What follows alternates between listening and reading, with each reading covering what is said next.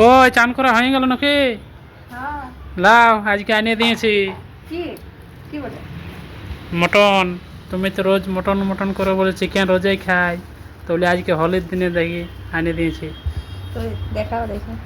হুম, বাহ,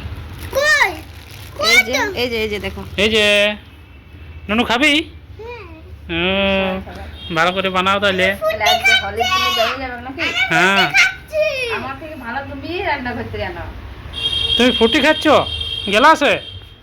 ও, হ্যাঁ, আজকে রান্নাটা তুমি করো। আমি তো তোমাকে প্রতিদিন সকাল সন্ধ্যা দুপুর রাত্রে সব সময় রান্নাই করে যাচ্ছি। আজকে তুমি করো। হলাও কাটাকাটি পেঁয়াজ মিয়াজ করে দাও।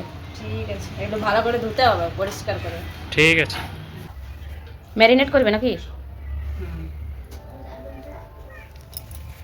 হলুদ, সরষের তেল, আর এগুলা রসুন কাঁচা লঙ্কা নাকি, পেঁয়াজ আছে, পেঁয়াজ কাটা হয়ে গেছে এই যে এখানে।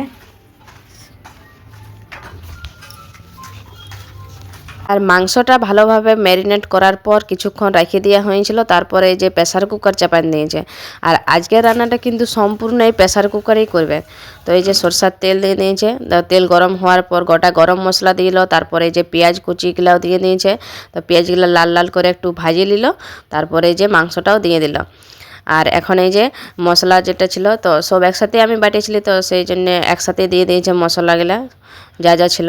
তারপরে যে এটা হচ্ছে কাশ্মীরি লঙ্কার গুঁড়ো দিল। আর এইটা মানে কালারটাও ভালো আসে আর স্বাদটাও ভালো লাগে। আর এবারে পরিমাণ মতো একটু একটু করে জল দিয়ে দিল। এবারে ঢাকনাটা লাগান দেবে। তো ভালোভাবে একটুক্ষণ নাড়িয়ে নিচ্ছে।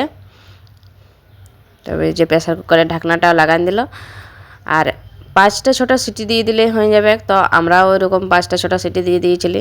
আর এখন এই যে ঢাকনা খুলে দিলি তো দারুণ দেখাচ্ছে, দেখো কালারটা তো দারুণ এসেছে আর সিদ্ধও কিন্তু দারুণ হয়েছিল। তো ভিডিওটা ভালো লাগলে লাইক শেয়ার কমেন্ট করবে।